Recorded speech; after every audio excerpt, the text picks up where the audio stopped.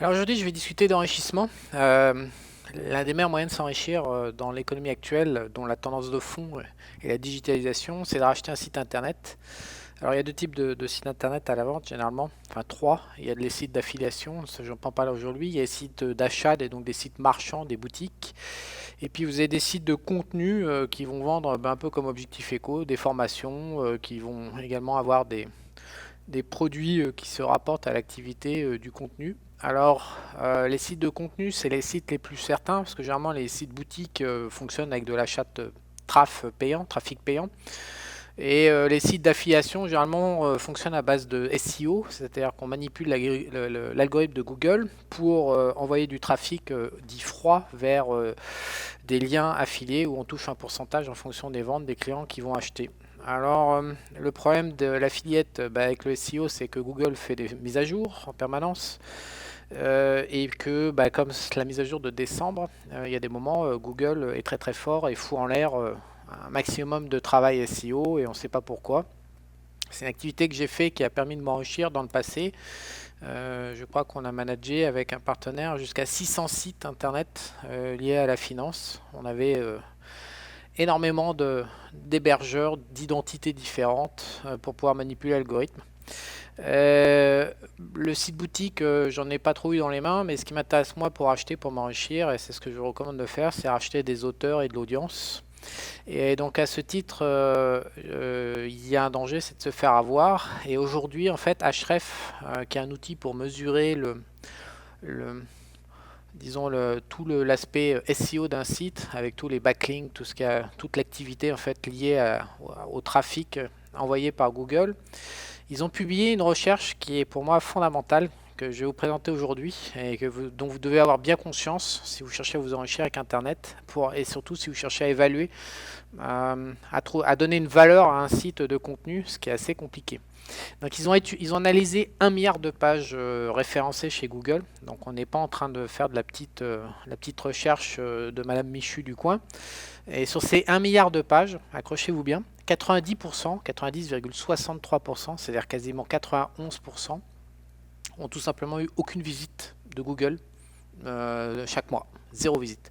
Ensuite, on a 5,29% des pages qui reçoivent 10 ou moins de visites par mois. Ça veut dire que concrètement, on a 96% de 1 milliard de pages référencées chez Google analysées par Ahref qui n'ont absolument aucun trafic. Et donc ça veut dire qu'il reste que 4% des pages qui reçoivent le gros du trafic par Google.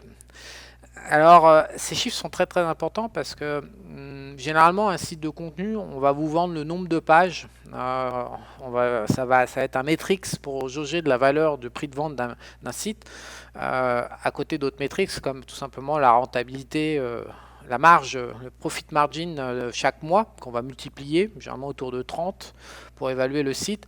Mais un site de contenu qui a une grosse audience et qui va vous dire j'ai 10 000 pages, mon site fait 10 000 pages, c'est plus cher qu'un petit site avec 100 pages. Alors vous ne laissez pas avoir, parce qu'en fait sur ces 10 000 pages, si ça se trouve, il y en a 9 500 qui reçoivent aucune visite de la part de Google, et donc ça vaut zéro. Alors que si vous rachetez un site de 10 000 pages, vous êtes en droit de vous dire que vous êtes en train d'acheter un vrai actif, un vrai asset, qui a une taille conséquente. Et ben non, en fait, Ahref est en train de vous prouver par A plus B que non, en fait, ça vaut zéro. Ne vous laissez pas leurrer par un nombre de pages. Voilà.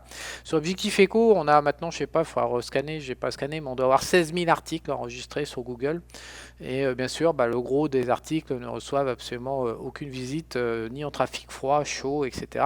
Donc, c'est 16 000, quelque part, un site de 100 pages avec les 100 pages référencées dans Google qui reçoivent chacune des visites parce que ce sont des mots-clés et on va discuter qui sont visités et tapés dans Google, ça a quasiment plus de valeur qu'un site de 15 000 pages. Or, intuitivement, surtout quand on ne connaît pas super bien l'activité, on est quand même en droit de se dire qu'il vaut mieux acheter un site de 15 000 pages qu'un site de 100 pages. Non, il faut vraiment aller à l'intérieur du site pour aller voir comment ça se passe et comment ça se décline. Alors, pourquoi 95% des pages référencées en Google n'attirent absolument aucun visiteur tous les mois, enfin au moins de 10 ou 0, c'est la même chose. Souvent, il y a tout simplement du contenu avec des mots-clés qui n'intéressent pas grand monde. Donc, ça peut être des événements passés qui sont finis, mais ça peut être X contenu dont les gens ne font pas une démarche active de taper le mot-clé pour aller trouver une réponse sur ce contenu. Euh, il y a aussi 5% des pages, Ahrefs a trouvé 5% des pages avec plus de 200 backlinks. Donc là, l'un des trois piliers de l'algorithme Google consiste à évaluer la pertinence d'un site en fonction du nombre de liens qui pointent vers les pages. Donc le backlink, c'est quand même, ça reste le fondement de Google, du référencement Google. Donc 200 backlinks sur une seule page, c'est beaucoup. Et 5% de ces pages avec plus de 200 backlinks, donc qui pourraient être potentiellement très valorisées pour Google, et ben on s'aperçoit qu'en fait, il n'y a aucune audience dessus envoyée par Google. Alors pour moi, ça c'est vraiment le genre de site, si vous retombez sur un site comme ça, avec des pages très lourdement, à moins que ce soit des faux backlinks qui sont achetés de réseaux, donc d'expirer voilà, de la manipulation Google. Mais si c'est des vrais backlinks, alors comment on évalue un vrai backlink? Tout simplement, il faut aller regarder le site qui fait le lien.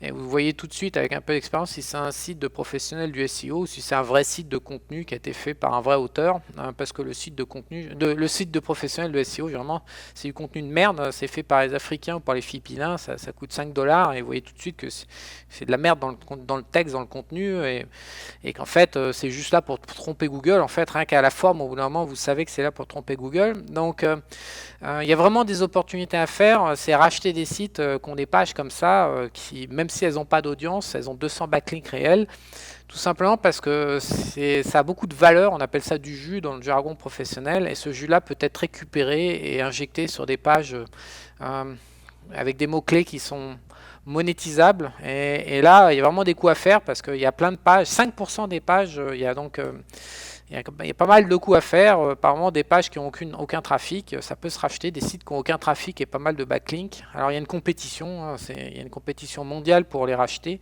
mais il y a encore des opportunités à profiter. Ensuite, donc il faut vraiment faire et Google fait vraiment la différence en fait entre les sites de contenu, donc c'est-à-dire qui répondent aux besoins de recherche d'information d'un public, et un site de contenu d'achat, c'est-à-dire que là le but c'est de pousser le client à acheter un produit. Donc, il faut faire attention au trafic, à bien ventiler une requête de recherche par rapport à une requête d'achat. Surtout que Google a plutôt tendance à mettre en place des offres personnelles pour répondre aux requêtes d'achat directement. On le voit sur les hôtels, sur sa marketplace de Google, on le voit que sur un certain nombre de requêtes, Google, ou même sur les services locaux, il va y avoir, faut faire attention dans les contenus, il y a différents types de contenus et différents types de référencement et différents types de priorités. Donc quand vous achetez un site, faut vraiment vous cantonner à ce que vous voulez faire. En l'occurrence, moi, si je suis éditeur, donc je cherchais des auteurs qui ont un vrai discours, un vrai message, et qui sont là vraiment pour s'exprimer comme des gens qui peignent, sauf que ils écrivent. Donc, bon, ça c'est ma target d'éditeur, mais après les autres sites, je dis pas qu'on peut pas faire de l'argent avec d'autres sites, je dis juste qu'il faut vraiment faire attention parce que chaque audience a un objectif particulier et n'a pas la même place dans Google. Et aussi, comment dire, 4% donc de 1 milliard de pages reçoit plus de 10 visites par mois. Ça veut dire que il faut vraiment analyser comment une audience se ventile sur un site. Ce que j'ai dit tout à l'heure, un site de 15 000 pages vaut probablement moins d'argent au final qu'un site de 100 pages avec les 100 pages référencées. Et le problème des auteurs, généralement, et c'est le travers qu'on a sur Objectif Echo, c'est qu'on ne fait pas du tout de SEO, on réfléchit pas du tout en termes de mots-clés, on en a foutre, on exprime ce qu'on a dans la tête, et puis on le partage, et puis après, les gens vont revenir pour partager pour partager un moment avec un auteur dans un contact. Mais le jeu de Google, en fait, c'est d'apporter via les mots-clés un trafic, donc un public de lecteurs qui ne connaît pas et qui vont probablement rentrer et ressortir d'un site, ils vont juste consommer un besoin de réponse par rapport à une question. Et donc, pour moi, ça a moins de valeur en fait, c'est-à-dire que même si un site est très très bien référencé sur plein de mots-clés différents, Euh, il est possible que les gens n'ont absolument aucune attache au site et donc ne reviennent pas. Ils vont être de passage, moi j'appelle ça un passage unique. Ils vont rentrer un site, prendre la réponse et se barrer et jamais revenir. Alors aujourd'hui, on le voit bien sur tous les sites, il y a des pop-up, il y a laisse-moi t'alerter du dernier article. Si tu vas là, tu auras un beau gros cadeau énorme. On fait des propositions. Au moment où on clique pour se barrer, il y a un pop-up qui apparaît. Non, pars pas, tiens, j'ai une super offre pour toi. Donc l'idée, c'est d'essayer de choper l'email du mec qui passe, qui est de passage, pour après le fidéliser. On appelle ça fixer le trafic. Mais en ce qui me concerne, je pense que ça vaut moins d'argent ce public froid qu'un public d'auteur qui est attaché à l'auteur et qui va revenir le voir régulièrement pour savoir ce qu'il pense.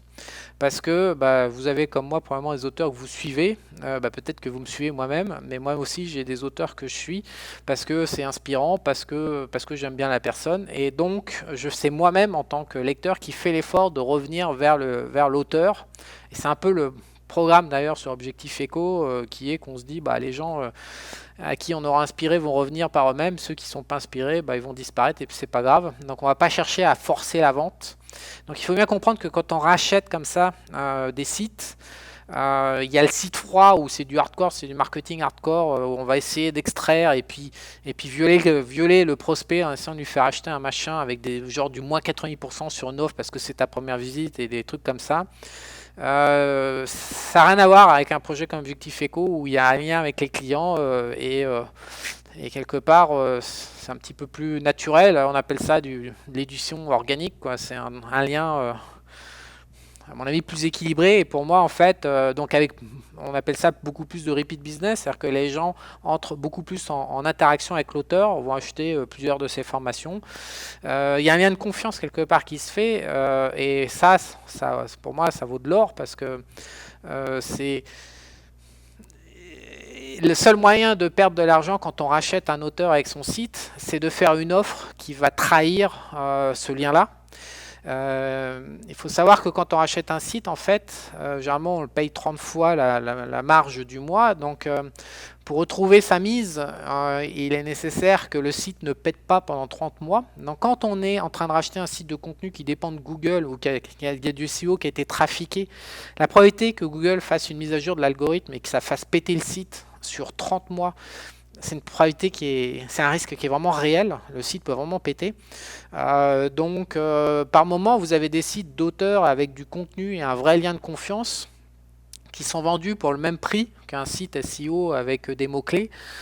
Alors que de mon point de vue, ça n'a pas du tout la même valeur. Un site avec un auteur, un contenu, un lien de confiance, c'est un site qui est beaucoup plus solide et qui a une probabilité, mais je sais pas, 3 fois supérieure de passer la barre des 30 mois. Et donc, il faut savoir qu'au bout de 30 mois, si vous rachetez un site, après, c'est que du profit. Donc, c'est plutôt intéressant. Et le seul jeu, ça consiste justement à bien identifier, à bien connaître ces différentes formes de trafic, à bien identifier pourquoi, au-delà de la qualité des produits, mais pourquoi en fait comment l'audience est construite et quelle est la probabilité que ça tienne plus de 30 mois en fait. Donc si vous savez faire ça, la conclusion logique c'est d'aller vers les paris les plus sûrs, à savoir des sites de recherche, de contenu, de vrais contenus qui répondent. Et après, bah, l'idée c'est de trouver des thématiques qui sont ce qu'on appelle evergreen, c'est-à-dire des thématiques à moyen long terme qui permettent euh, de monétiser un trafic durablement, c'est-à-dire qu'on répond à un besoin qui était là il y a 20 ans et qui sera encore là dans 20 ans. Donc gagner du pognon, par exemple sur Objectif Echo, alors nous on est en train de gagner du pognon sur les marchés, donc on est evergreen, mais on est evergreen très très niché. On n'est pas très grand public, on n'a même pas de formation. Loïc fait un peu de patrimoine, mais on a carrément on est quasiment plus dans le patrimoine, on fait que du trading et de la bourse. Donc c'est des sujets qui sont evergreen, très nichés, mais le mieux, ça reste quand même des sujets evergreen non nichés, donc des mass market sur de l'evergreen. Donc pour moi, quand on est investisseur et qu'on veut s'enrichir, si on a une aptitude à le faire, le mieux c'est quand même de miser sur des sites d'auteurs dans la santé, parce que là il y a un contenu il y a une mass market énorme. Les gens qui ont envie de faire de la prévention, en plus, sont des gens qui auront toujours envie de faire la prévention et de se tenir à peu près informés des derniers tricks pour être vivant, pour avoir la patate. Et donc, c'est pour moi les plus belles targets, en fait. Mais il y en a d'autres, hein, des contenus evergreen. Mais c'est les plus belles audiences, les plus solides. Et c'est là où on peut faire des opérations d'investissement. Et c'est là où on peut s'enrichir, en fait, sans prendre trop de risques. Voilà, en tout cas, je vous remonte ce graphique qui est vraiment très instructif, à savoir 96% des pages sur le net sont a priori ne reçoivent aucune visite de la part de Google. Voilà.